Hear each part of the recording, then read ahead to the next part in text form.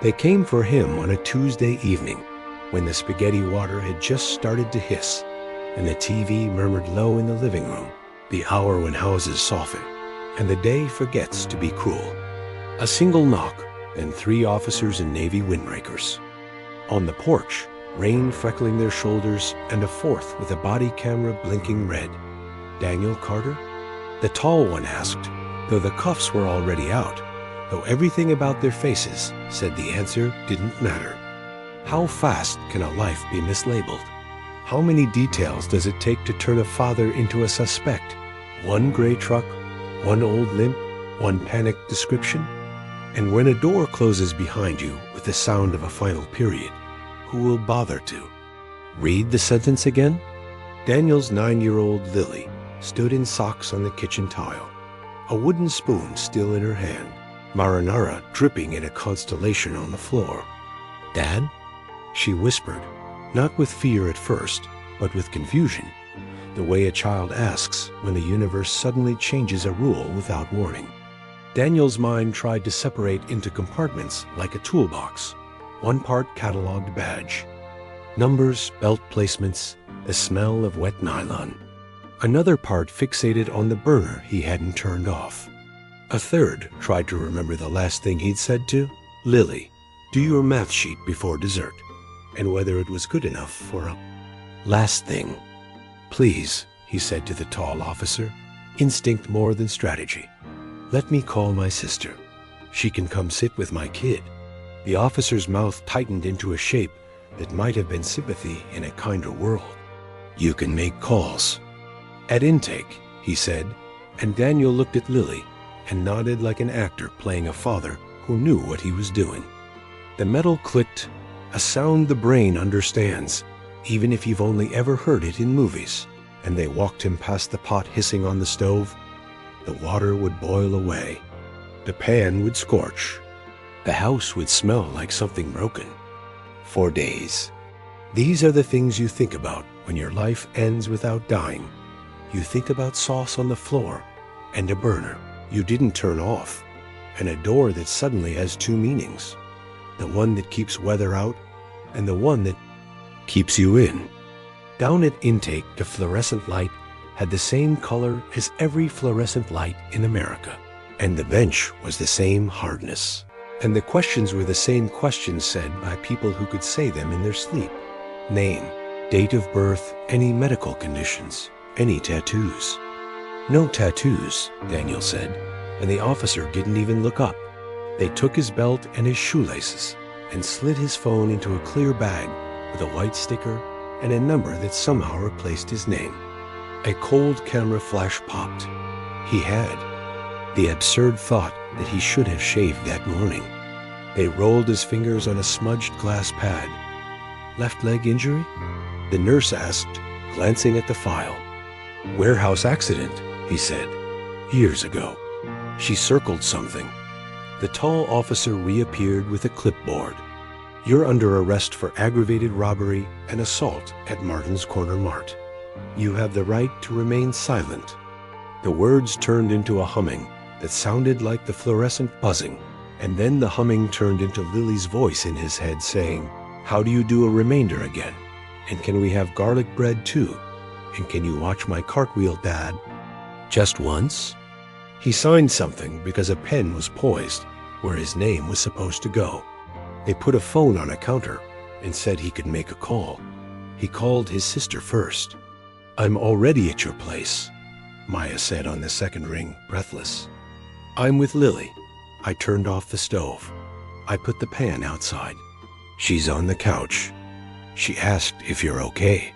"Tell her I'm okay," he said. "You're not," Maya said, and then softer, "But I'll tell her you are, until we make it true."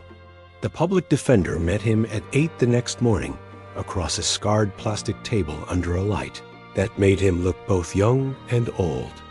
"I'm Jonah Marks," he said, sleeves rolled, tie loosened, eyes like somebody who had learned to triage in a storm.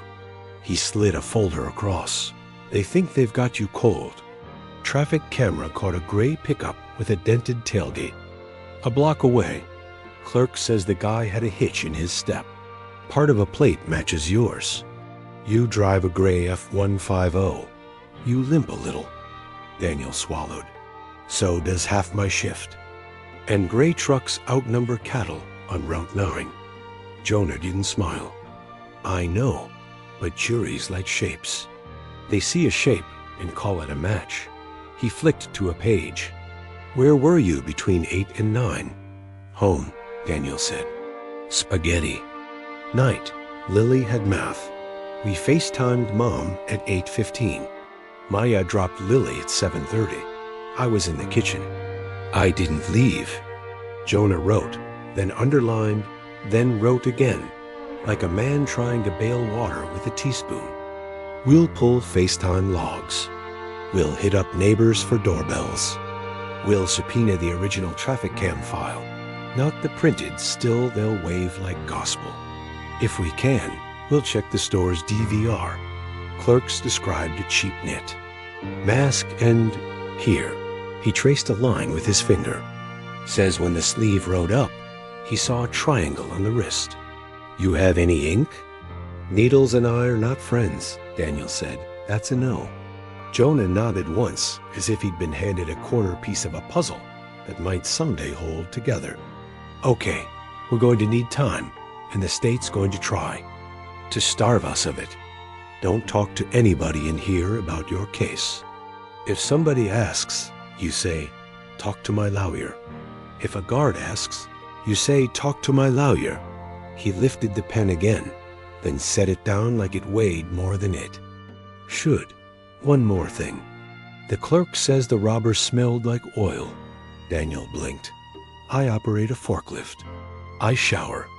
Is being a guy who works a felony now? Sometimes it looks like one, Jonah said quietly. But look, details matter. You say you were home. We prove you were home. Or we prove the idea you weren't is a story, not a fact. Meanwhile, we pull on that triangle until something gives. Arraignment felt like a play where everyone else already knew their lines. The judge peered over half glasses and said words that landed like furniture being moved down a hallway.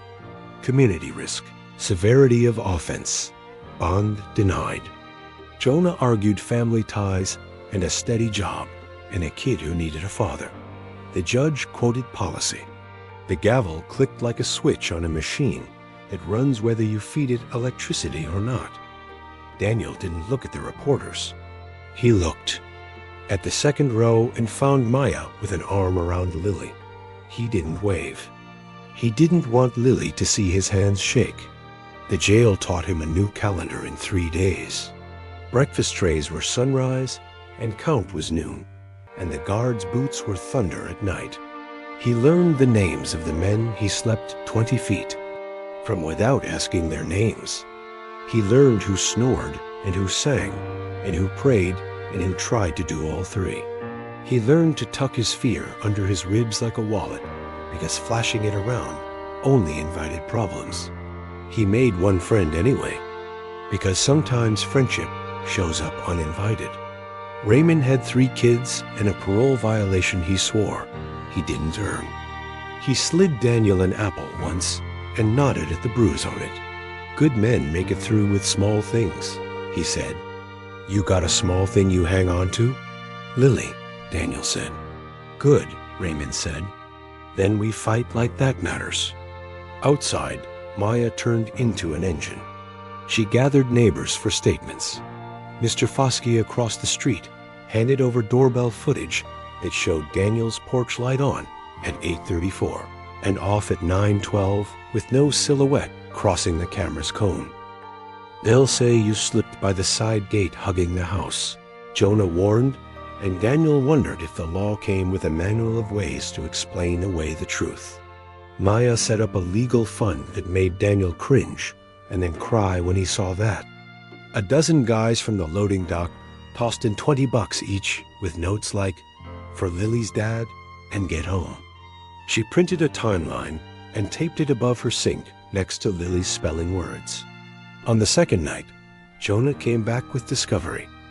A police report heavy with confidence. The clerk's statement, a grainy still printed on glossy paper, with an arrow and neat handwriting that said, "Suspect vehicle." This still made Daniel think of a magician's trick where you stare so hard at the wrong hand that you forget the other one exists. "I need the original file," Jonah said, almost to himself. Printed stills lie by omission. Pixels remember. What paper forgets? He also had the body camera audio from the first 10 minutes inside the store. The stretch of time when memory is messy and therefore honest. They listened on a county laptop in a side room that smelled like old coffee. A bell dinged when the door reopened, and somewhere a woman gasped and a man cursed. The clerk's voice registered in the high register panic lives in. "He had a little triangle here," he said, breathless, and Daniel's brain underlined the word here. You could hear the officer's pen scratch. "Which wrist? Right? Left?" He had me down on the tile." The officer said, "You did good."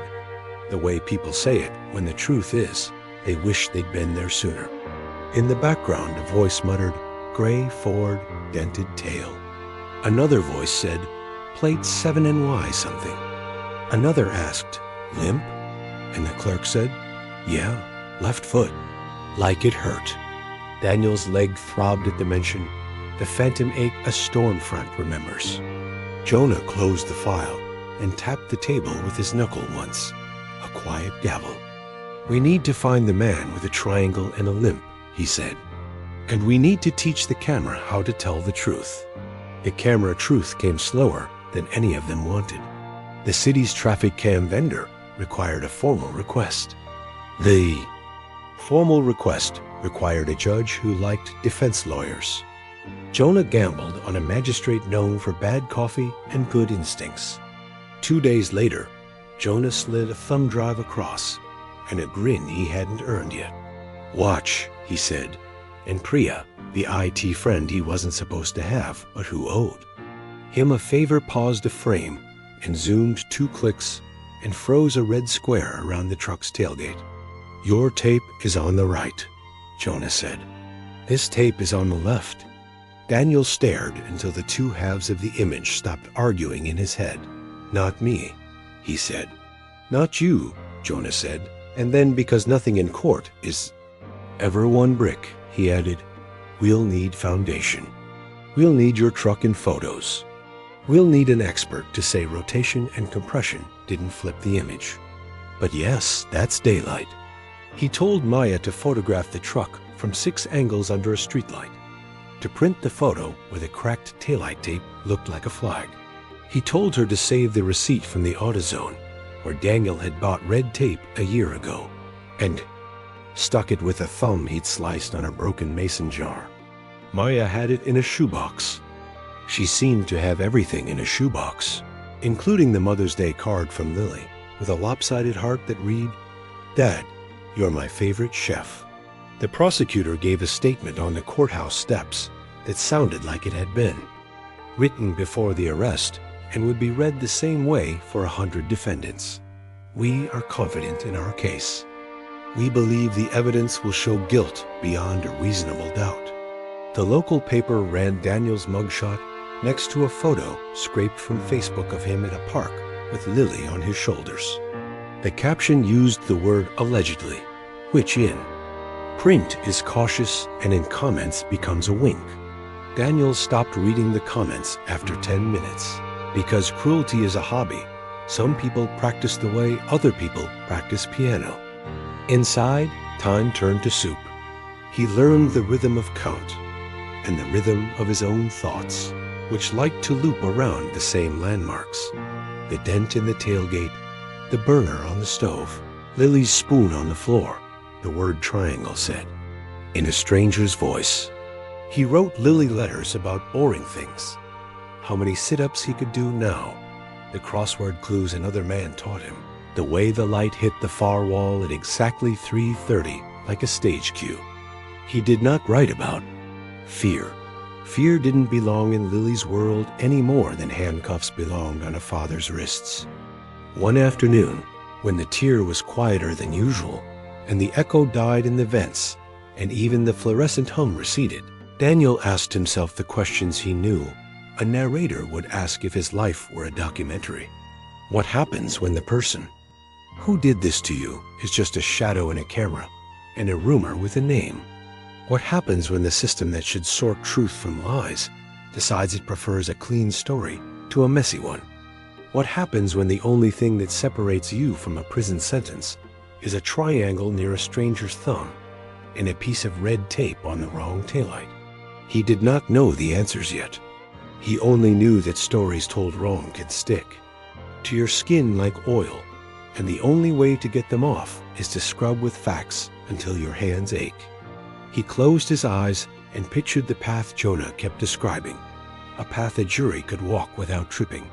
Doorbell lights and FaceTime timestamps, and a thumb drive with pixels that refused to bend the wrong way, and a clerk's tremor when he said triangle here. He pictured Maya at his sink with a timeline, and Lily at the table with math, and Raman across the tier, whispering, "Hold your line." And he pictured a man he hadn't met yet, a man with a limp and 3 black lines near his thumb, stepping into a convenience store with a cheap knit mask and a silver revolver, and a voice someone would later call medium, maybe deeper. And now, last minute before lights out, a deputy barked, "Count," and a dozen men stood, and a dozen numbers filled the air like stones thrown into a pond. And Daniel found his voice among them and said his number like a man says his name when he refuses to let go of it. The spaghetti pot was still outside his back door at home, scorched black at the bottom, a circle of ruin you could hold in your hands. Maya would throw it away in the morning, and Lily would ask why, and Maya would say, "We'll get a new one."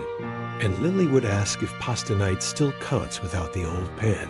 And Maya would say the only thing there is to say when rituals break and you have to build new ones from the same ingredients. Yes, baby, pasta night still counts, and your dad is coming home. Not today, not tomorrow, but we will make it true. And when Daniel finally slept, it was with the image of a red tape on the right where it should be, and on the left where it shouldn't be, and a triangle that meant nothing in geometry, and everything in a courtroom, and the low, persistent rhythm of a question that would carry him through the next week like a backbeat. If the story they told about me is this neat, why does every messy fact keep leaking out around the edges? The second week of Daniel Carter's nightmare began with the hum of fluorescent lights above the jail's visiting booth, and the dry click of a phone against plexiglass. His sister Maya sat on the other side, hair pulled into a messy bun, eyes red not from tears, but from fatigue. "She keeps asking when you're coming home," she said before he even picked up. "I told her the truth. We don't know yet, but we're fighting." She asked if pasta night still counts without you. Daniel pressed the phone harder to his ear, trying to breathe past the lump in his throat. "Tell her it does," he said. "Tell her pasta night still counts, even if it's just noodles and butter." He almost laughed at the absurdity of measuring fatherhood in saucepans. The laugh caught in his chest and turned into silence. He leaned closer. "Maya, I didn't do this." "I know," she said fiercely. "And I'm going to prove it even if the rest of the town wants to. Gossip instead of think." Meanwhile, Jonah was chasing leads with the desperation of a man who knew how quickly a story could harden into concrete. He had already filed motions for the full traffic camera footage, not just the glossy stills with red arrows and labels. He had already subpoenaed the FaceTime logs that showed Daniel was on a call with his mother at 8:15 p.m. the night of the robbery. The problem, Jonah explained, was the 25-minute gap between 8:30 and 8:55 time enough. The prosecution would argue for Daniel to leave, commit the crime, and return. "They'll hang everything on that window," Jonah said during their second jailhouse meeting. "That's what prosecutors do. They find a crack and wedge it wide open." Daniel shook his head. "I was home. I didn't leave." Lily was coloring at the table. Maya came back to grab her purse around 8:40. She'll testify. Jonah scribbled notes. Testimony from family is always considered biased, but we'll take it. And we'll add the neighbor's doorbell footage. Foskey's cam shows your porch light on the whole time. No figure leaving. He paused, frowning. Still, prosecutors are trained to say absence of evidence is not evidence of absence. They'll suggest you slipped out the side gate. That's what they'll sell. Jonah had also gotten his hands on the first draft of the police report, and that's where the contradictions began to sing. The clerk had told officers the robber wore a cheap, black knit mask and had shouted, in a medium, maybe deep voice. But in later statements, under the pressure of interviews, the description sharpened. Suddenly the robber's limp was definitely left-sided.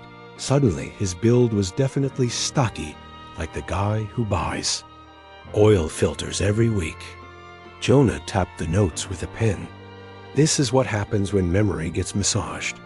At first, he wasn't sure about the limp. Then by the third statement, he's practically writing your medical history for them.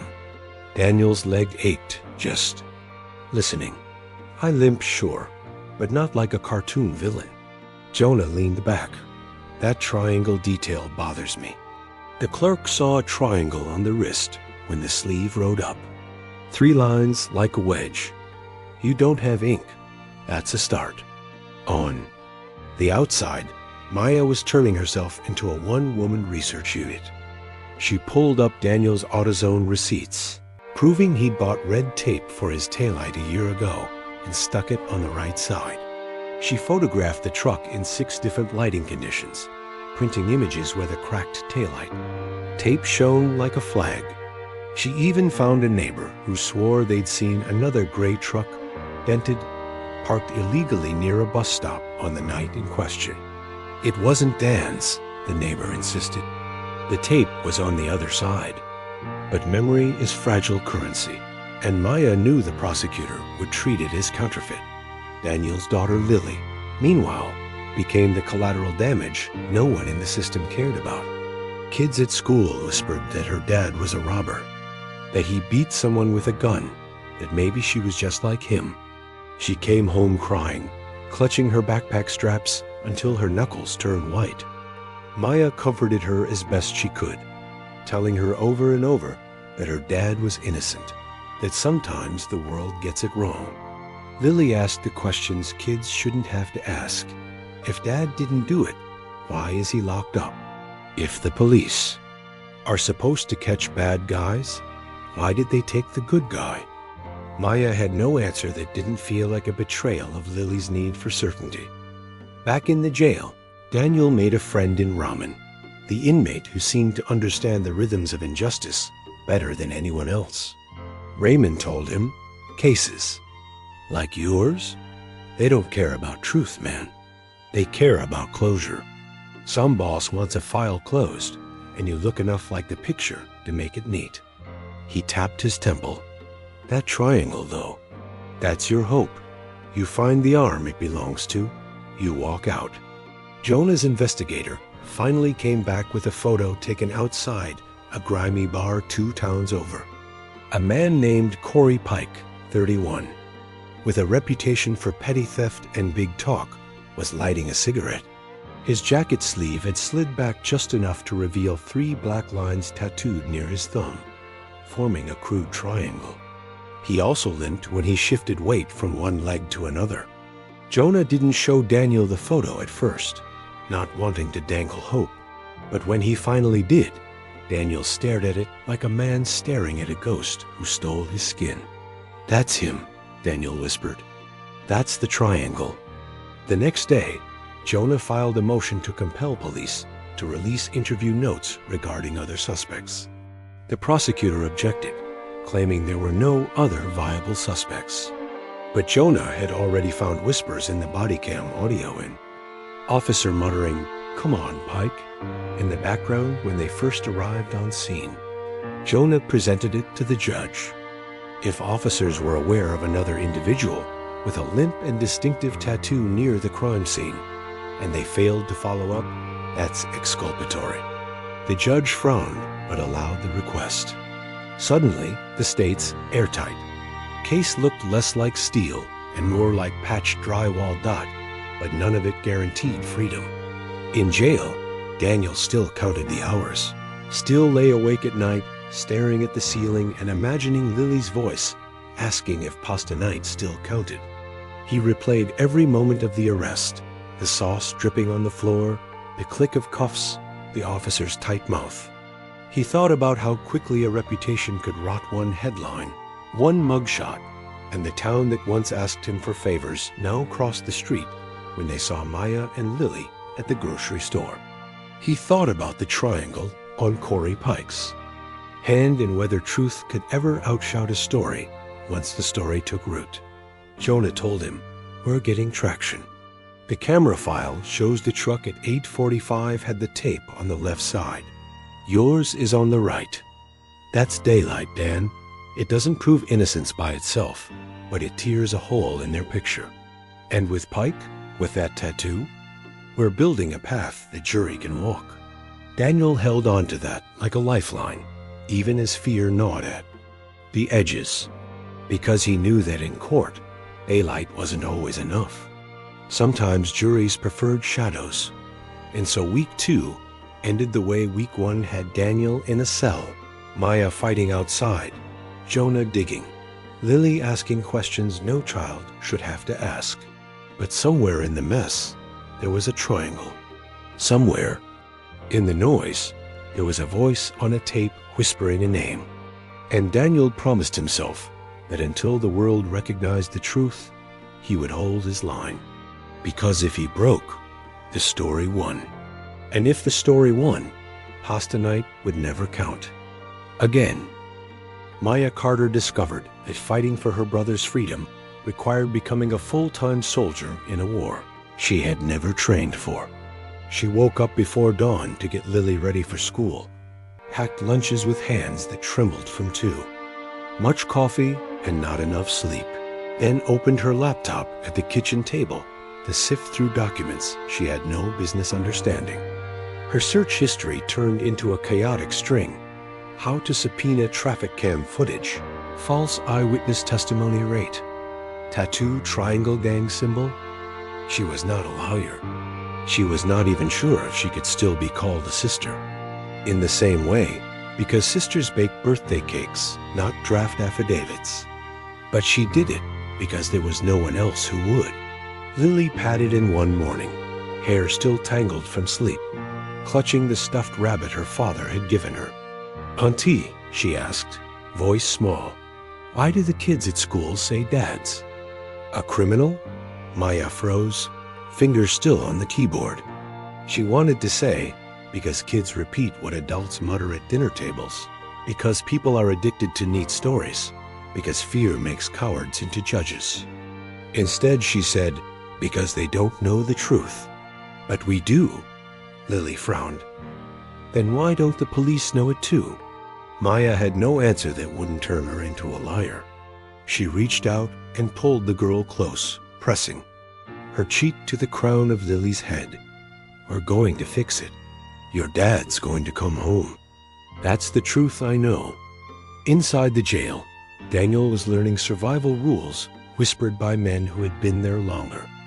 Rule 1, don't owe anyone. Rule 2, don't brag. Rule 3, don't lose your temper even if someone tries to bait you. He followed them with the same precision he once used to measure lumber on the job site. Raymond, his bunk neighbor, warned him, "They'll test you. New guy. Some want to see if you'll swing. Some want to see if you'll fold. Don't do either." Daniel nodded and kept his eyes on the floor. But sometimes he couldn't help overhearing conversations about who snitched or who had connections. On the outside, more than once, he heard Pike's name mentioned in low voices. "Corey's still walking," someone said. "Man's got luck or friends." Daniel's ears sharpened at the sound. He wanted to scream, to pound on the bars, to shout that Corey Pike was the reason he was in here. But Raymond gave him a warning glance that said, Keep your mouth shut. In jail, the truth was currency, and shouting it too loudly could bankrupt you. Jonah, meanwhile, was fighting a different battle in court. The prosecutor, Assistant District Attorney Valerie Klein, was a woman with a reputation for never blinking. She had built her career on conviction rates, not compassion. At a pretrial hearing, Jonah pressed her for the missing notes about alternative suspects. "Your Honor," Klein said, voice sharp enough to cut glass, "there were no viable suspects. Aside from the defendant. Defense counsel is fishing in waters that don't exist." Jonah slid the audio transcript across the table. "Then how do you explain an officer saying, 'Come on, Pike,' at the scene? That is not fishing, Your Honor. That is evidence the state is trying to bury." The judge frowned, tapping his pen. "Ada Klein, produce any and all notes regarding individuals named Pike or risk sanctions." Klein's jaw tightened, but she nodded. Outside the courthouse, Jonah caught his breath like a man surfacing from deep water. He called Maya. "We might actually pry this open," he said, "but it's going to take time." Maya looked at Lily playing in the yard, chasing bubbles that popped before they reached the fence line. "We don't have time," she said. She needs her dad back. The community, once indifferent, began to fracture under the weight of gossip. Some neighbors avoided Maya at the grocery store, muttering that you never really know people. Others slipped folded bills into her hand when no one was looking. A few left casseroles at her door, the Midwestern way of saying, "We believe you, but don't want to get involved." But the local paper was merciless.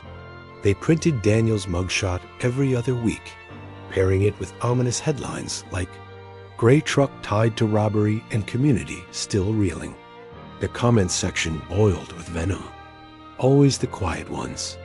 "His poor kid. Lock him up forever." Maya stopped reading after the third week, but the damage was already done. Lily heard the whispers at school, saw the side-eye from teachers, and began withdrawing into herself.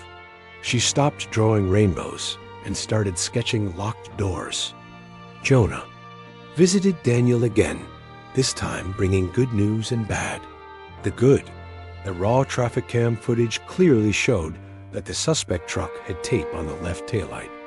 The bad, the state argued the video could have been mirrored or compressed in a way that flipped the image. "It's nonsense," Jonah admitted, "but nonsense can sway a jury if it's said confidently enough." He leaned in. "What we need is expert testimony to anchor this. Someone who can stand up and say the video shows what it shows." Daniel exhaled slowly. "Do you have someone?" Jonah nodded. "An old college friend, Priya. She's a forensic video analyst. She owes me a favor." Meanwhile, the name Corey Pike refused to disappear. Jonah's investigator dug deeper, uncovering Pike's record: petty theft, bar fights, a history of running with small-time crews. The limp came from a dirt bike crash 5 years earlier. The triangle tattoo, crudely inked near his wrist, was visible in multiple social media photos. Jonah presented this to the court, but Klein brushed it aside. "Coincidence," she said flatly. "The defendant also has a limp. We cannot chase every man with a tattoo." Daniel read the transcript later and felt rage coil inside him like barbed wire. "So my limp is destiny, and his limp is coincidence?" He muttered. Raymond patted his shoulder. "That's the system. They see what they want to see." Maya, however, refused to let Pike fade into rumor. She started showing his photo quietly to people in town, asking if they had seen him near Martin's Corner Mart the night of the robbery. One clerk from a nearby gas station swore Pike had bought cigarettes around 8:50 p.m. He was limping worse than usual, the clerk said. Maya reported it to Jonah, who immediately filed a motion to obtain surveillance footage from that gas station. Every scrap mattered, but inside the jail, Daniel's world kept shrinking. Nights were the worst. He lay awake on the thin mattress, staring at the ceiling, replaying every detail of that Tuesday night. The hiss of the pot, the knock at the door, Lily's wide eyes. He thought of the spaghetti sauce stain still drying on the floor, probably scrubbed away by Maya, but forever etched in his memory. He thought of Lily's drawings, how she once sketched him with a cape and called him her hero. Now he wondered if she pictured him behind bars, lines like prison stripes across the paper. He whispered prayers he wasn't sure he believed in, asking for truth to matter more than convenience. Then came the moment that turned the tide. Jonah arrived one morning with a USB drive and a look that mixed exhaustion with triumph. Priya ran enhancement on the traffic cam footage, he said. Not only is the tape on the left taillight, but you can see a decal in the back window, a skull sticker. Your truck has no sticker. Pike's does. I have photos. He slid them across the table. Daniel stared at the images, his pulse racing. So it's him. It's really him, Jonah nodded. It should be enough to plant doubt, but the state will still argue. They'll say stickers can be added or removed. They'll say trucks are common. We have to keep building. Daniel clenched his fists. How much more do we need before someone listens? Jonah sighed. As much as it takes. Because the truth doesn't matter until it matters to 12 strangers in a jury box. Maya sat with Lily that night, watching her draw. What are you making, sweetie? She asked. Lily turned the paper around. It was a picture of their house, with 3 figures inside. Maya, Lily, and Daniel. Except Daniel was drawn behind a rectangle of black lines. That's Dad's room, Lily said softly. Maya's throat tightened. That's not his room forever, she said. One day soon, he'll be back here with us. That's the truth. Lily nodded, unconvinced, and went back to shading the bars darker. For Daniel, hope became both a weapon and a wound. Every piece of evidence pointing to Pike made him believe freedom was closer. Every delay, every objection from Klein reminded him that the system didn't care about truth. It cared about stories that ended neatly. And right now, the story was that a man with a limp and a gray truck had robbed a store. Whether that man was Daniel Carter or Corey Pike depended on who told the story louder. And so Chapter 3 ended the way it began, with questions unanswered, with Maya fighting outside and Jonah clawing at the cracks, with Lily waiting for a father who never came home. But in the shadows of a gas station at 8:50 p.m., a man with a triangle tattoo had limped into view. And maybe, just maybe, that shadow would be the key to pulling Daniel back into the light. Life inside county jail ground, Daniel Carter bound into something smaller than a man, something more like a number walking laps in a fishbowl. Days blurred. Meals came in styrofoam trays that tasted like the color beige, and the cell block echoed with voices that never quite quieted. The system had a rhythm of its own, counts at dawn and dusk, guards shouting names like inventory, the clang of doors opening not because of freedom, but because someone else needed to pass through.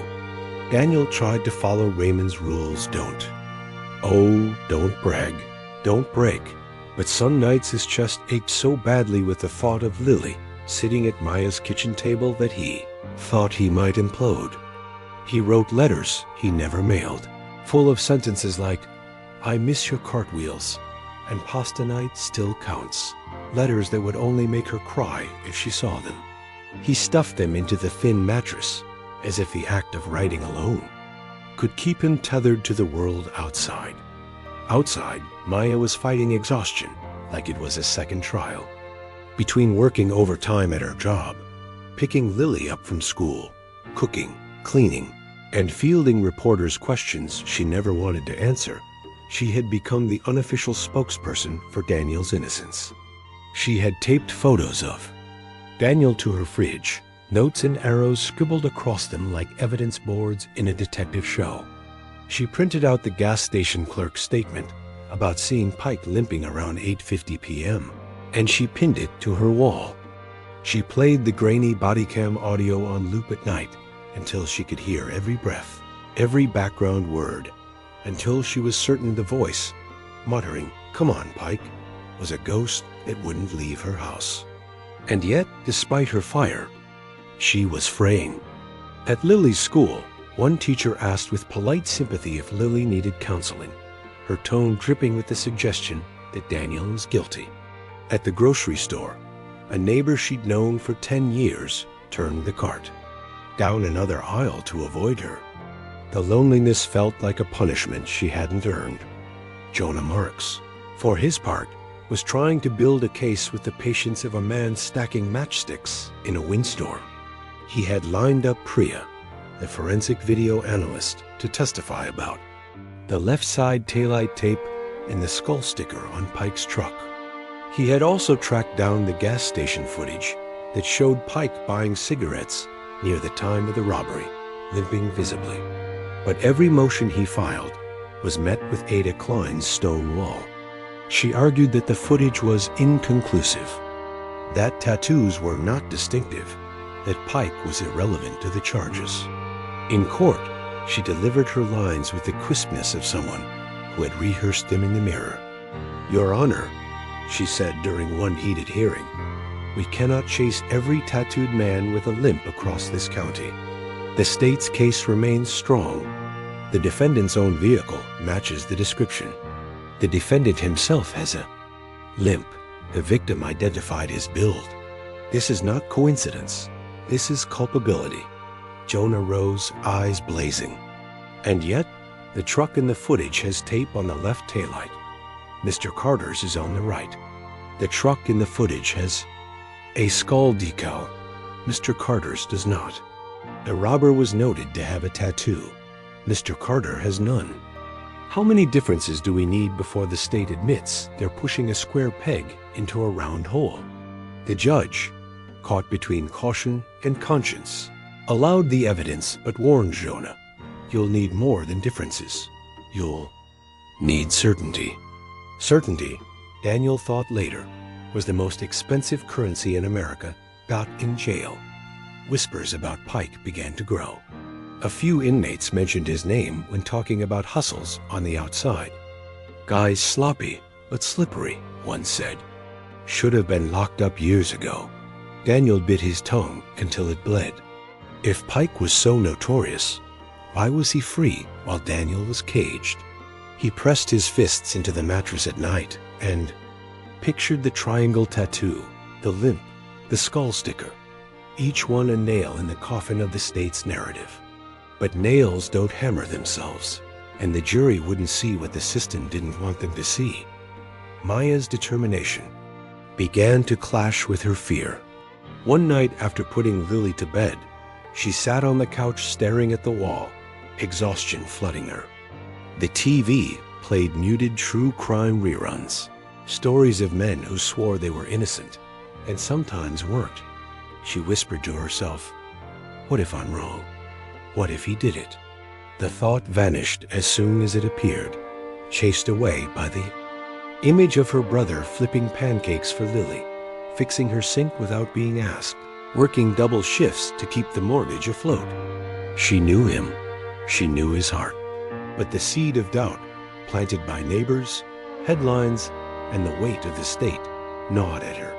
She poured another cup of coffee and started drafting yet another letter to the judge, begging for bond, begging for mercy. She didn't send it. She never did. Lily, too, carried the weight. At school, she drew pictures of her father in court, R's scribbled across the page in thick black crayon. "That's not forever," Maya told her, voice breaking. "He's coming back." But Lily stopped believing words and started asking for proof. "When?" she asked one night. "Next week? Next month? Before my birthday?" Maya had no answer, and the silence spoke louder than any reassurance. Jonah tried to shield Daniel from the harshest setbacks, but some news couldn't be softened. The prosecution had found a so-called witness, a man who claimed he recognized Daniel's limp as he left the mart that night. Jonah rolled his eyes when he told Daniel, "This guy has seen you twice in his life, both times when you were loading boxes at the warehouse. He's not even consistent about whether the robber's voice was deep or high-pitched, but Klein will trot him out and hope the jury buys it." Daniel wanted to laugh but couldn't, so now my limp is there. "Star witness?" "Pretty much," Jonah said. "But remember, your limp isn't unique. Pike's limp is real and documented. We'll cross him hard. Don't lose faith." Daniel clung to hope in fragments. Priya's expert analysis, Maya's relentless digging, Lily's letters where she drew hearts bigger than the page. But every day in jail tested him. Fights broke out over nothing cards, food, a sideways glance. Guards treated everyone like animals, barking orders, shoving men into walls for moving too slowly. Daniel tried to stay invisible, but invisibility is hard when you're 6 feet tall and marked as the teacher's pet because you kept your head down. Raymond told him, "They'll try to break you before the trial. Don't let them. You keep your line." Daniel nodded, repeating his father's old words like a mantra. Hold your line. By the end of the month, Jonah finally had a break.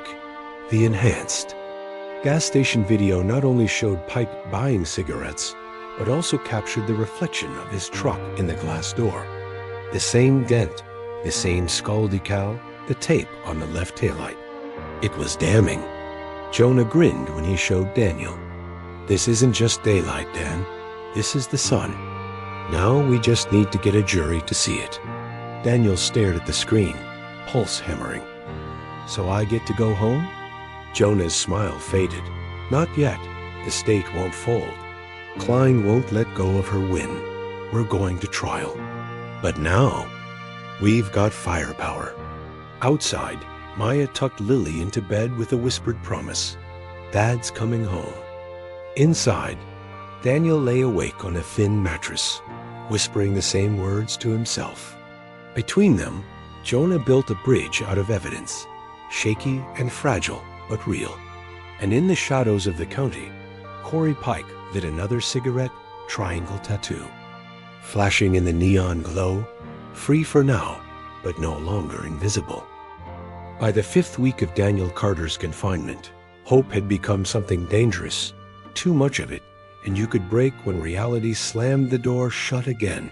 Too little, and you dissolved into the background noise of men who stopped counting days. Daniel tried to keep himself in the middle, a balancing act between numbness and faith. He woke with the clang of the morning count, swallowed tasteless oatmeal, and sat on the edge of his bunk, staring at the concrete wall, replaying the sound of his daughter's voice on the one phone call he was allowed each night. "When are you coming home, Daddy?" She always asked, and he always answered, "Soon," even though he had no calendar, no map, no certainty. Soon was a word he used like duct tape, patching holes he couldn't fix.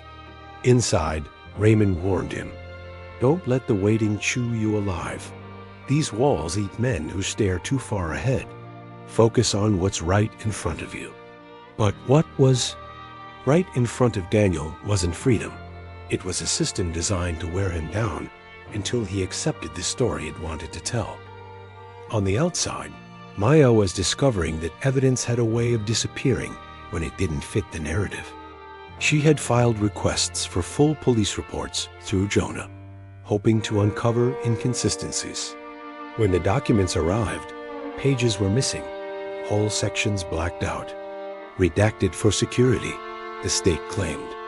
But Jonah flipped through the file and cursed under his breath. "Security, my ass. They're covering holes." In one early draft of the report, an officer noted that the suspect's sleeve slid up, revealing tattoo on wrist. In later drafts, that line vanished. Another version mentioned a second vehicle spotted near the alley, a dark sedan idling without headlights. That, too, disappeared from final copies. Jonah tapped the missing lines. This is how they build their case. They sand down rough edges until it fits neat in the box. We need the rough edges. That's where truth hides. Maya felt rage rise in her chest. So what do we do? Just let them erase what they don't like? Jonah shook his head. We fight. Motion to compel. Subpoenas. We shine light on every shadow they want to keep. Meanwhile, Ada Klein doubled down in the press. At a courthouse press conference, she stood at the podium flanked by deputies and declared, "The evidence against Daniel Carter remains overwhelming. While the defense clings to distractions, the state remains confident in its case." The victim identified the build of the defendant. The suspect's vehicle matches the description, and Mr. Carter has a documented limp consistent with the eyewitness account. Cameras flashed. Reporters scribbled. To the public, her confidence looked like certainty. To Daniel, locked in a cell with a borrowed newspaper, it looked like a sentence. He crumpled the page and whispered to himself, "I wasn't there," as if saying it aloud might convince the ink to change. Jonah, however, refused to let the state control the script. He filed a motion demanding access to all original body cam files, not just transcribed snippets. After weeks of resistance, he finally got them. Late at night, hunched over a laptop in his cluttered office, he played the footage frame by frame. There it was again. In the background, an officer muttering, "Come on, Pike." Jonah froze the audio, replayed it, cleaned it with software until the consonants snapped sharp. Pike, not Carter, Pike. The next morning he drove to the jail, USB drive in hand, and slid it across the table to Daniel. "Listen." Daniel pressed the headphones tight against his ears. The voice filled his head. "Come on, Pike." His heart hammered. For the first time in weeks, the cage around him felt thinner. "That's it," Daniel whispered. "That's the crack," Jonah nodded. "It's not freedom yet, but it's a lever. And we're going to pry until the whole thing breaks." Maya carried the same recording to community meetings, small gatherings of neighbors and church groups.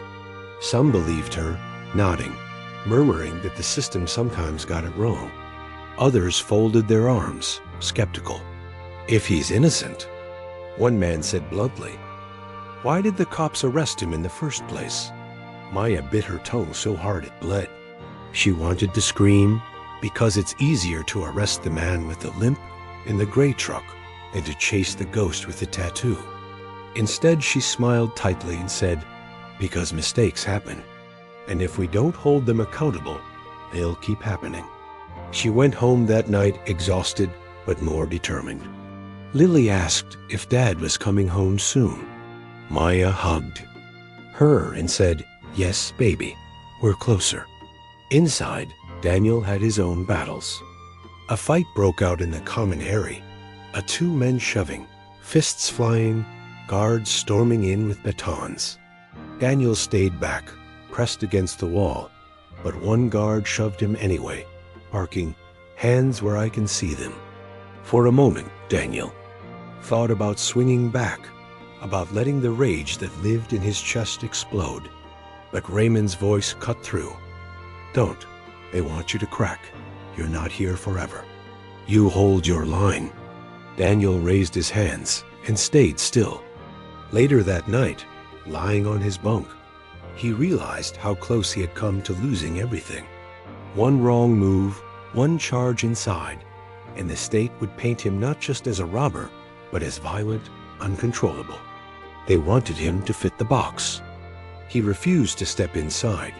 Jonah's investigation into Pike deepened. He discovered that Pike had been arrested 2 years earlier for a similar smash and grab, but the case was dropped when witnesses failed to appear. He pulled arrest photos, noting the limp, the triangle tattoo, the same gray truck with the skull decal.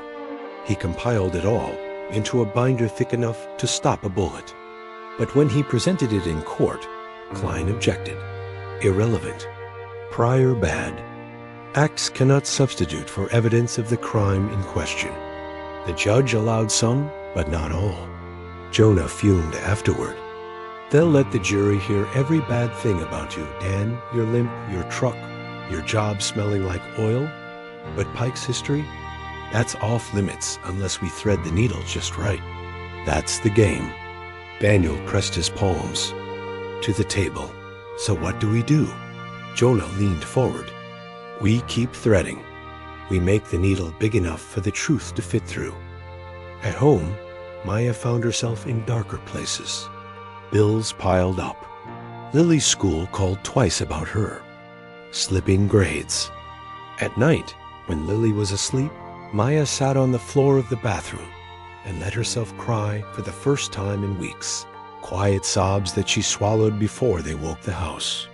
She hated herself for doubting, for feeling tired, for wanting a normal life again. But every morning she got up, packed Lily's bag, and started again.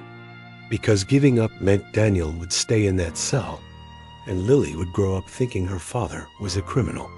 That was unacceptable. By the end of week 6, Jonah secured the testimony of the gas station clerk who had seen Pike limping that night. He also had Priya's expert report ready, detailing the traffic cam inconsistencies and identifying Pike's truck by decal and taillight. For the first time, the defense had a narrative of its own. Not just Daniel didn't do it, but this other man did. It wasn't enough for freedom yet, but it was enough to fight. Daniel sat in the jail visiting room, listening to. Jonah outlined the strategy, and for the first time, he allowed himself a smile. So we have a chance. Jonah nodded. More than a chance. We have a story that makes sense. Now we just need 12 strangers to believe it. And so chapter 5 closed with Daniel still behind bars. Maya still burning herself out. Jonah still fighting uphill. But the cracks in the wall of certainty were growing. The tattoo, the limp, the skull decal, the body cam whisper. Each piece was another brick pulled free. And Daniel swore to himself that no matter how long it took, he would hold his line until the wall came down and the truth finally stepped into the light. The courthouse smelled of coffee burned hours ago, and wood polish trying to mask the scent of sweat and nerves. Daniel Carter shuffled into the hearing room in shackles, the sound of metal clinking against linoleum reminding everyone in attendance that the state already considered him guilty. He lifted his eyes just long enough to find Maya and Lily in the second row.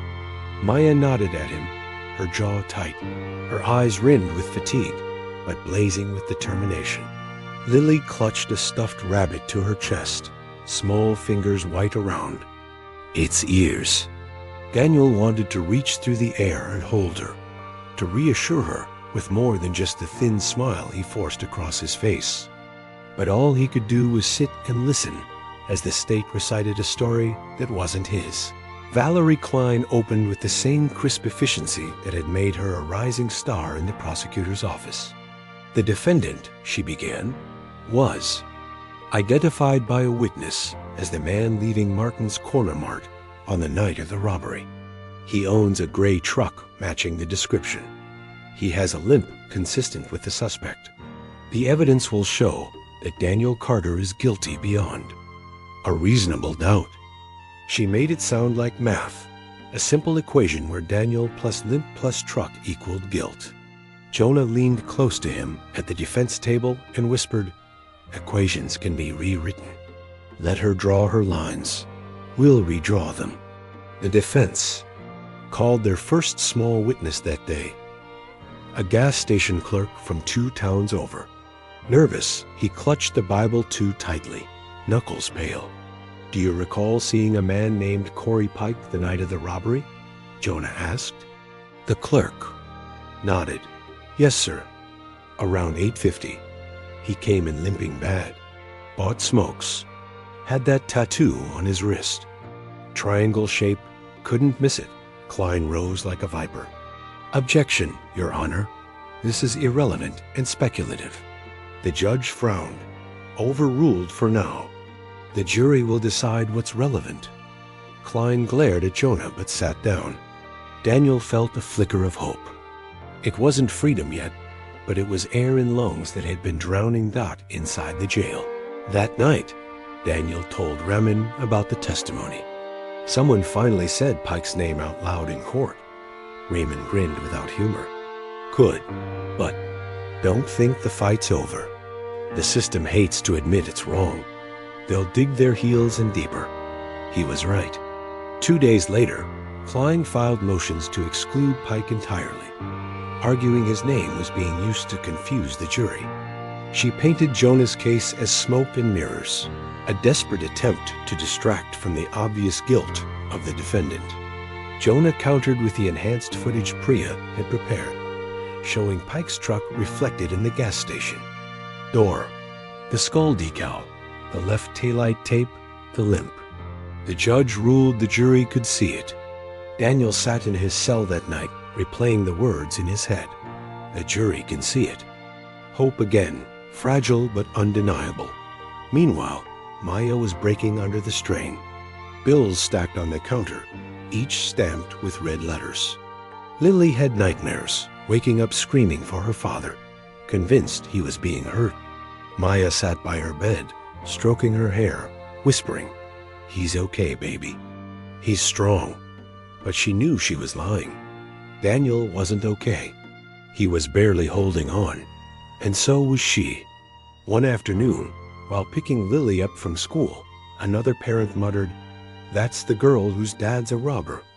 Maya snapped, "He's innocent," louder than she meant to, startling Lily. The parent looked away, embarrassed, but the damage was done. That night, Maya sat on the porch after Lily went to bed, staring into the dark, shaking with anger. She swore she would not let the town, the state, or anyone else rewrite her brother's story. Jonah pressed forward, building brick by brick. He tracked down a former cellmate of Pike's, who claimed Pike had bragged about hitting a corner marked easy. The man wasn't trustworthy. His rap sheet was long, his motives questionable, but it was another thread to pull. Jonah explained to Daniel, even if the jury doesn't believe him, it plants the seed, and seeds matter. Daniel leaned across the table during their meeting, his voice low. How many seeds does it take to outweigh a lie? Jonah didn't answer directly. He just said, as many as we can scatter before the verdict. Inside, Daniel faced his own battles. The guards watched him more closely now, as if Jonah's progress in court made him dangerous. One night, a guard whispered, "Don't get your hopes up, Carter. Juries love cops. They don't love guys like you." Daniel clenched his fists, but said nothing. He replayed Lily's voice in his head. Instead, her laugh, the sound of her cartwheel landing on the living room rug. He let that memory carry him through the long nights. Priya's testimony became the cornerstone of Jonah's case. In pretrial hearings, she explained the technical details of the footage, pointing out frame by frame the differences between Daniel's truck and Pike's. Klein tried to discredit her, painting her as biased, but Priya stood firm. "The data is clear," she said. "The vehicle in question is not Mr. Carter's. It is consistent with Mr. Pike's truck." For a moment, Daniel allowed himself to believe the truth might actually win. But then he saw Klein smirk as she whispered to her assistant, already planning her counterattack. Dot back in the jail, Daniel wrote a letter to Lily he knew would never reach her uncensored. He wrote, "You are the reason I keep fighting. You are stronger than you know. Don't believe the whispers. Believe me. I am coming home." He folded it carefully and hid it under his mattress with the others. One day, he told himself, he would hand them to her all at once. Proof that even when the world called him guilty, he never stopped being her father. By the end of the 6th week, the case was no longer just Daniel's story. It was a community battle, a test of whether truth could claw its way through layers of bureaucracy and pride. Maya carried the torch outside, Jonah carried it in court, and Daniel carried it inside his chest, where fear and hope warred every hour. And through it all, the name Pike grew louder, no longer a shadow, but a man who could not stay hidden forever. The trial of Daniel Carter began under gray skies that seemed to mirror the weight pressing down on his family. The courthouse steps were crowded with reporters, microphones angled like weapons, cameras flashing as deputies led Daniel through. The doors in shackles. He kept his head down, not because he was ashamed, but because he refused to let strangers feed off his face. Inside, the courtroom smelled of old wood and dust, a place where justice was supposed to live, but often only visited. Daniel sat at the defense table, chains clinking as they locked him into his seat. Across the aisle, Ada Valerie Klein arranged her papers with surgical precision, the kind of confidence that told the jury before the first word that she believed. She had already won. Opening statements drew the battle lines. Klein painted Daniel as a man living a double life, hardworking father by day, desperate criminal by night. He fit the description. His truck matched the description. His limp matched the description. He was identified leaving the scene. Ladies and gentlemen, you will see that this is not coincidence. This is guilt. Her words landed heavy in the jury box. Jonah rose slowly, his tie slightly askew, his sleeves rolled as if ready to fight with bare hands. He looked each juror in the eye before speaking. The state will tell you a story that sounds neat, but the truth is rarely neat. The truth is messy, inconvenient, and harder to believe because it requires you to admit the system made a mistake. My client was at home with his daughter. The real suspect is still walking free, a man with a limp, a triangle tattoo, and a truck that looks like my client's but isn't. By the end of this trial, you'll see the difference. And when you see it, you'll know Daniel Carter is innocent. The first witnesses were called. The clerk from Martin's Corner Mart pointed at Daniel, his voice trembling. That's him. He had a limp. He moved like this. He mimicked. A stumble. Jonah rose for cross-examination. You were lying face down on the floor, correct? With a gun pointed at you? You testified you were terrified for your life? The clerk swallowed. Yes. And in that state, under that stress, you're absolutely certain you remember the exact way the man walked. The clerk faltered. I think so. Jonah pressed. Your first statement said the limp was on the right. Later it became the left. Which is it? Silence. The jury shifted in their seats. Jonah let the moment hang. Trauma makes memory. Messy. But messy doesn't convict a man. Certainty does. And you don't have it. Next came the so-called eyewitness who claimed he saw Daniel leaving the mart. Klein guided him gently. You recognized him because you'd seen him before? The man nodded. Yes, he works at the warehouse. Jonah's cross sliced into the testimony. How many times have you seen my client before that night? Twice. And both times he was loading boxes, correct? Limping from a work injury?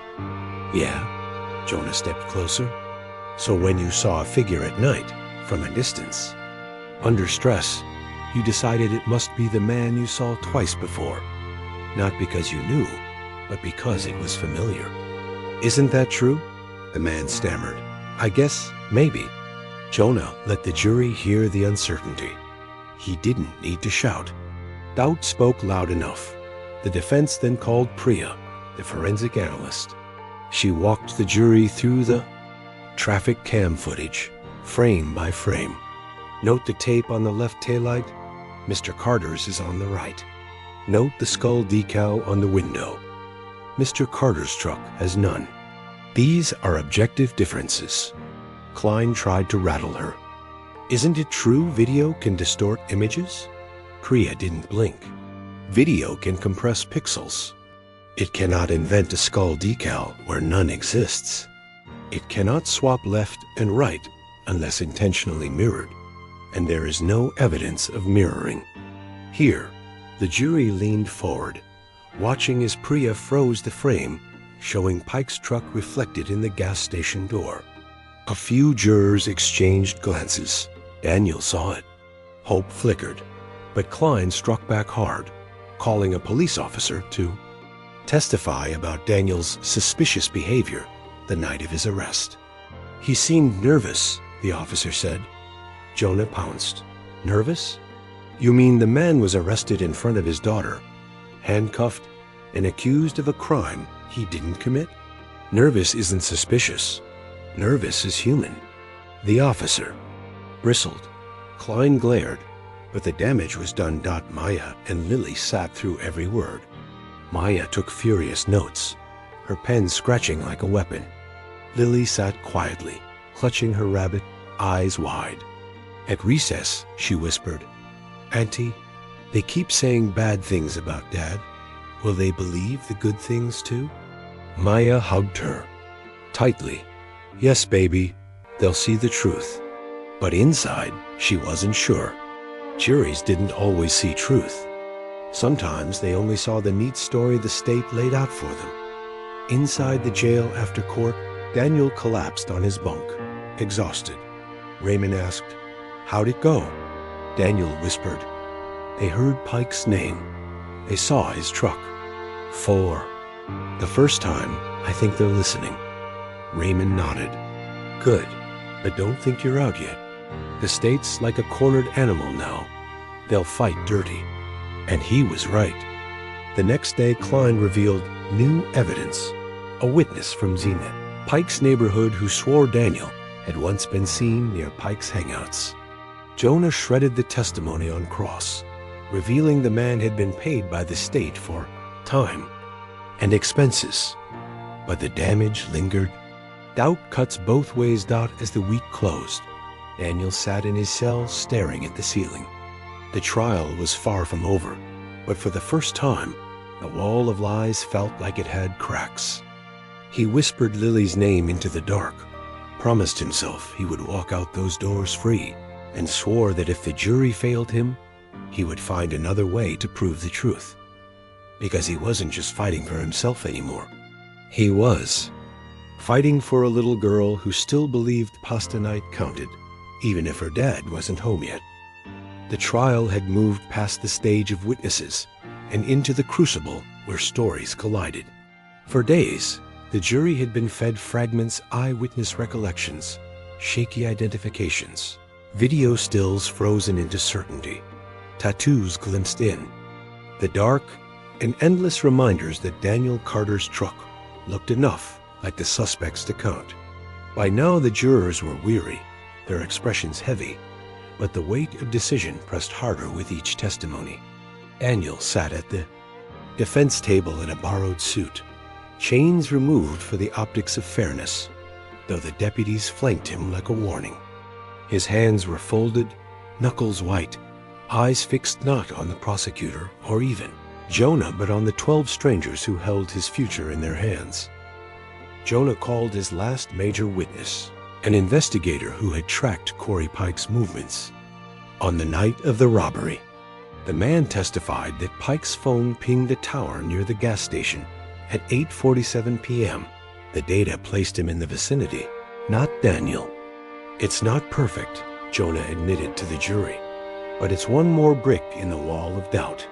Klein immediately rose, her voice sharp.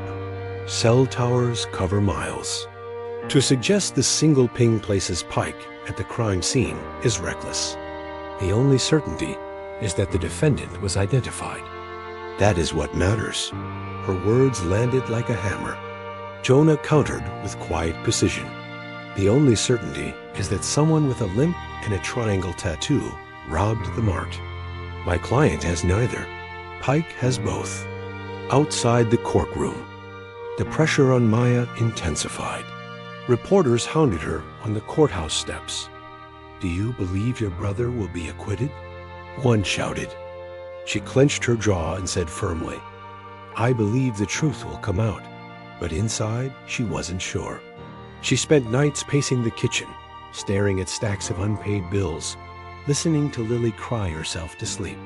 The little girl had started, refusing to eat, whispering that she wanted her dad home for dinner. Maya would sit at the table long after Lily was in bed, head in her hands, wondering how much longer she could hold it together. In jail, Daniel replayed each day's proceedings, in his mind, carving them into memory as if they were lifelines. He remembered the way a juror's brow furrowed during Priya's testimony, the way another had scribbled notes furiously when Pike's name came up. He clung to these fragments as proof that someone, anyone, was listening. Raymond kept him grounded. Don't let their faces fool you. Juries are like poker players. They hide until the end. You keep steady. Don't break. Daniel nodded, repeating the mantra he had built for himself. Hold your line. But the state wasn't finished. Klein called a surprise rebuttal witness, an officer who testified that when Daniel was arrested, he muttered, "I didn't do this over and over."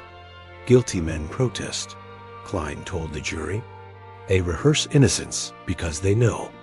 The truth, Jonah exploded, objecting furiously. That's not evidence, that's spin. The judge sustained part of the objection, but allowed the testimony to remain. Daniel sat frozen, furious that his desperate pleas for innocence had been twisted into another nail for his coffin. He leaned toward Jonah. They turn everything upside down. Even me saying I didn't do it becomes proof I did, Jonah whispered. Back, that's the system. They bend the world until it fits their story. But we're bending back. Maya sat with Lily in the gallery, her daughter's head resting on her lap. When Klein spoke, Lily's small hands clenched into fists. Why does that lady hate Dad so much? She whispered. Maya smoothed her hair. She doesn't hate him, maybe. She just wants to win. Lily frowned. That's worse. Out of the mouths of children, truths often landed sharper than any. Legal argument. As the trial stretched into its second week, exhaustion settled over everyone. Jurors slumped in their seats. Reporters recycled headlines. Even the judge's voice lost its edge. But Jonah kept pressing, weaving the threads into a tapestry of doubt. He reminded the jury again and again of the details that mattered. The skull decal, the left taillight tape, the tattoo, the limp. You don't have to believe us completely, he told them during one sidebar. You only have to see that the state's picture doesn't match reality. And if it doesn't match, you cannot convict.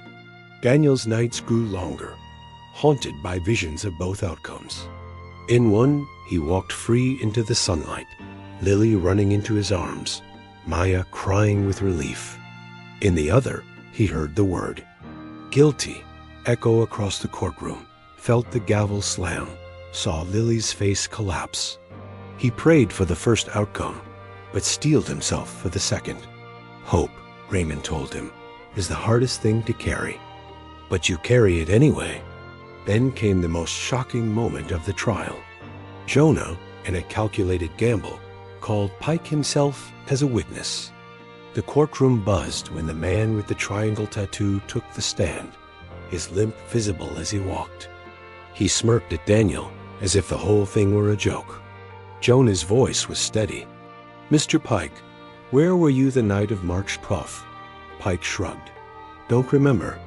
Out drinking, maybe. Did you enter Martin's Corner Mart? Nope. Jonah leaned in. Do you have a tattoo on your wrist? Pike pulled up his sleeve, flashing the crude triangle like a badge. A murmur ran through the courtroom. Did you own a gray truck with a skull decal?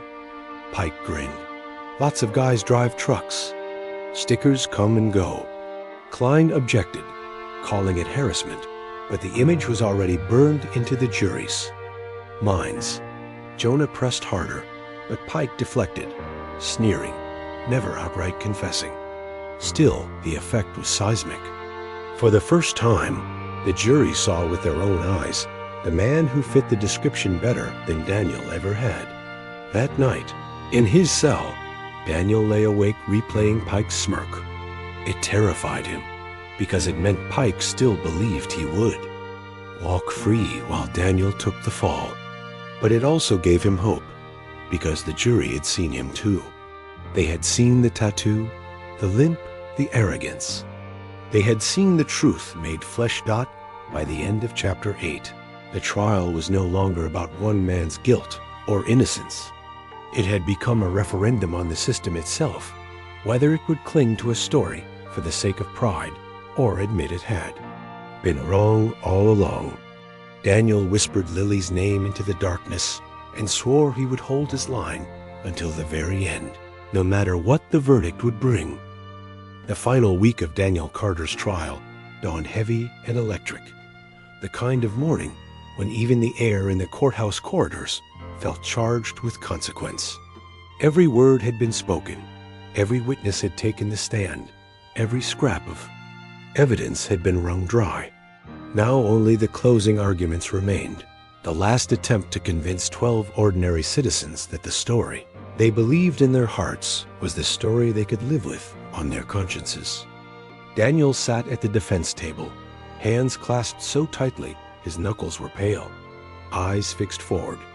He had stopped looking at Klein because he couldn't stomach the satisfaction radiating from her whenever she spoke. He had stopped staring at the jury because he feared reading indifference into their faces. Instead, he stared at the wood grain of the table as if it were a map out of hell. Klein went first.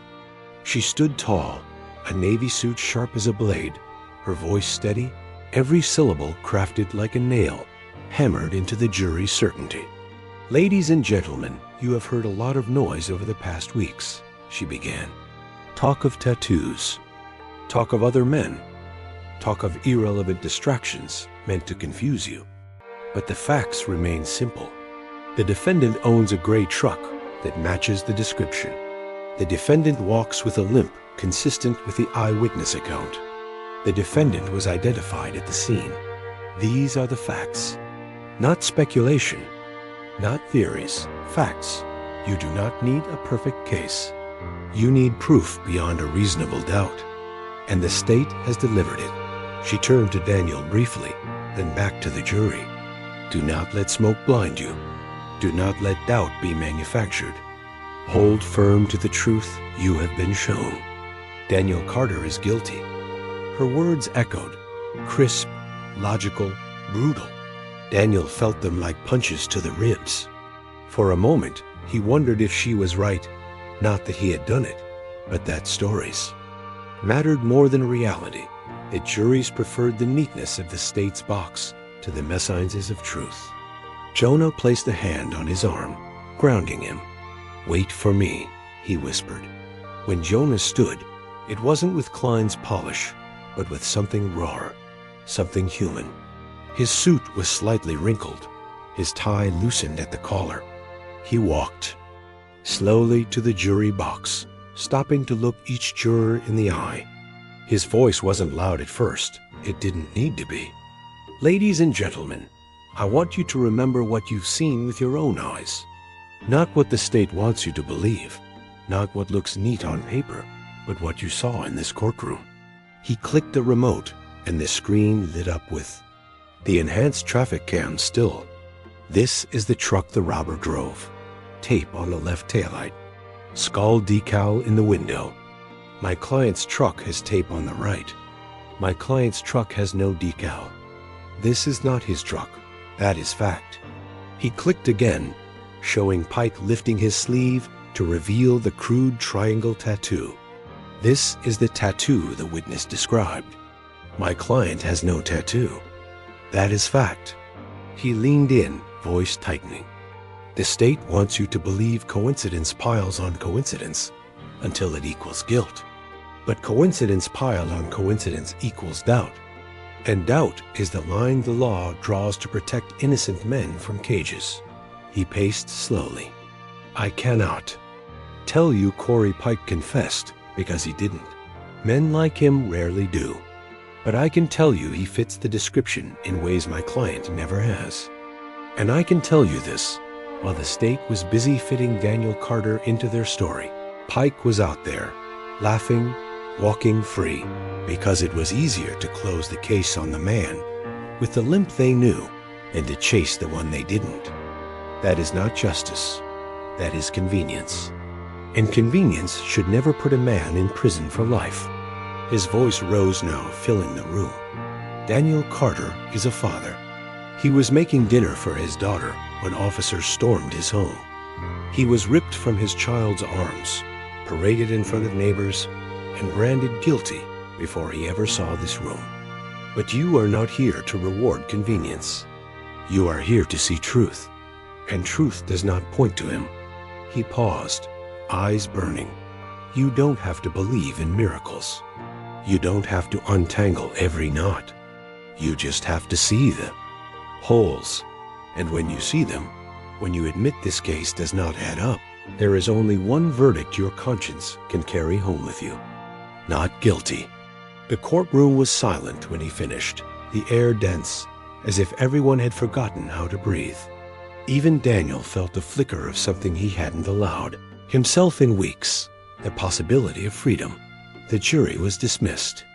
To deliberate. The heavy wooden door closed behind them, and suddenly time itself became elastic. Minutes stretched into hours, hours into eternities. Daniel sat in a holding cell, staring at the concrete wall, replaying every word of Jonah's. Closing in his mind, he clung to each phrase like it was rope dangling over a pit. He whispered them under his breath. Coincidence equals doubt. Not guilty. He mouthed them like prayers in the gallery. Maya sat with Lily curled against her side, the child asleep. From exhaustion, the stuffed rabbit clutched in her arms. Maya's fingers shook as she texted updates to friends, as she scrolled through hateful comments online. Hill Walk, one read. Small-town juries never convict. Another. Guilty. Look at his face. She shoved the phone into her purse, heart pounding. She hated the waiting, the silence, the helplessness. She whispered to herself, "Please see it. Please see him." Inside the jury room, 12 strangers argued. Some believed Klein's neat story. It fits. Truck. Limp ID. What more do you need?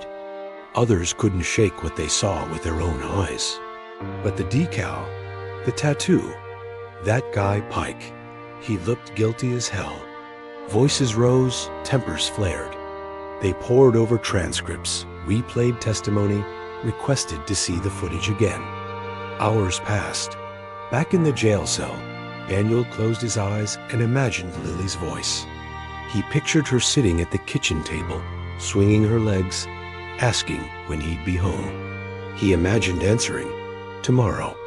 He imagined the feel of her small arms around his neck, the smell of her shampoo, the sound of her laugh. He held on to those visions as if they were oxygen. Night fell. The jury was sent home to return the next morning. No verdict yet. Daniel felt the air leave his lungs. He wasn't sure he could survive another night of waiting. But he did, because he had no choice. And so Chapter 9 closed with the world on. A knife's edge 12 strangers in a room, holding the power to decide whether Daniel Carter walked free or rotted behind bars. Maya and Lily waiting in agony. Jonah pacing like a man with fire in his veins, and Daniel himself whispering the only words that mattered. Not guilty, not guilty, not guilty. The courthouse felt like a tomb on the morning the jury returned.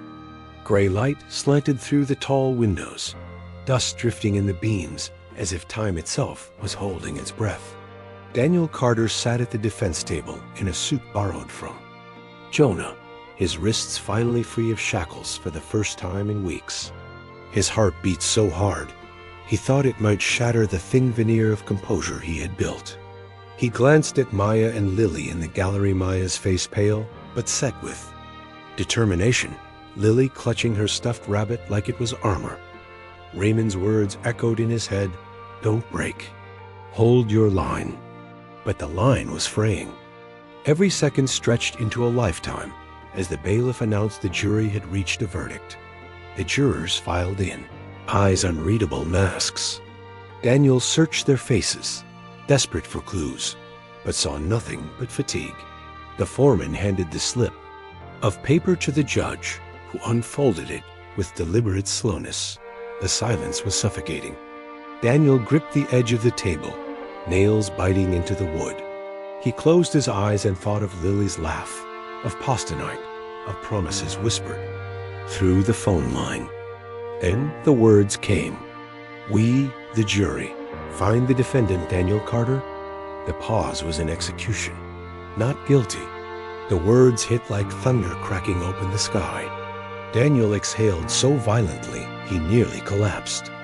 Maya clapped a hand over her mouth, sobbing silently. Lily leapt to her feet and cried out, "Daddy!" before the bailiff could hush her. Jonah closed his eyes, relief washing over his face like rain after drought. For Daniel, the world tilted. He was free. He wasn't going to rot in a cage for a crime he hadn't committed. The courtroom erupted gasps, murmurs, even a few cheers quickly silenced by the judge's gavel. Order. But there was no order anymore. Justice, messy and late, had finally arrived. Daniel was released that afternoon. The doors clanged open, and sunlight hit his face for the first time in what felt like centuries. Maya stood waiting, arms open, tears streaking her face. Lily barreled into him, nearly knocking him over, sobbing into his chest. He scooped her up, holding her tighter than he thought possible, burying his face in her hair. "I told you," he whispered, voice breaking. "I told you I'd come home." Maya hugged them both, the three of them a knot of tears and laughter. Jonah stood a few feet away, smiling tiredly, looking like a man who had fought a war and barely survived. But victory was not complete. Corey Pike still walked free, smirking as if he had cheated death once again. Jonah promised to pursue him, to turn the evidence already gathered into a new case. But for now, the state pretended not to see. "They hate admitting mistakes," Jonah explained, "but we'll keep pushing. This isn't over." Daniel nodded. Freedom was enough for the moment. Justice could come later. The days after his release were surreal. Simple things felt like miracles. The smell of coffee in his own kitchen, the sound of Lily's feet pounding down the hallway, the warmth of clean sheets. But scars remained. Daniel woke some nights gasping, dreaming of metal doors clanging. Shut. Lily clung to him at bedtime, afraid he would vanish again. Maya watched over them both, her exhaustion finally catching up, but she knew they had survived something most families never came back from. The town shifted too. Neighbors who had once whispered turned up with casseroles, apologies thin as tissue. Some admitted they had doubted him, others stayed silent, ashamed. Daniel accepted their food, but not their excuses. He had no room left in his heart for their comfort. His focus was on Lily, on rebuilding trust, on reclaiming the days stolen from them. Got one evening, a week after his acquittal, Daniel sat on the porch with Jonah, the summer air heavy with crickets. "You saved me," Daniel said quietly. Jonah shook his head. "You saved yourself. I just showed them what they refused to see." Daniel looked out at the yard where Lily played with a rabbit, her laughter ringing like a hymn. "How do I thank you?" Jonah smiled tiredly. "Live. That's all." As for Pike, rumors swirled. Some said he skipped town. Others claimed he bragged in bars about beating the system. But Daniel no longer felt powerless. He had his family, his freedom, and the truth on his side. The system had tried to break him, had twisted every word, every limp, every coincidence into chains. And yet he had endured. He had held his line. And maybe that was the real victory, not just walking free, but proving that even in a world where convenience often triumphed over truth, sometimes the cracks widened just enough for light to pour through. The story of Daniel Carter ended not with perfection, not with all debts settled, but with a man holding his daughter under the same roof again. with a family scarred but unbroken, with a community forced to confront its own rush to judgment, and with a reminder to everyone listening that stories like Daniel's are not rare, they happen every day, in towns and cities across the country. If this story reached you, if it made you think, if it made you feel, if it reminded you that justice is fragile and must be fought for, then let it stay with you. Share it. Talk about it. And if you want to hear more stories like this, real and raw, stories that peel back the curtain on how truth struggles to survive, then stay connected. Subscribe. Leave a comment. Let your voice be part of the chorus that refuses to accept the easy story over the real one, because voices matter. And sometimes, voices are the only thing that can break the silence.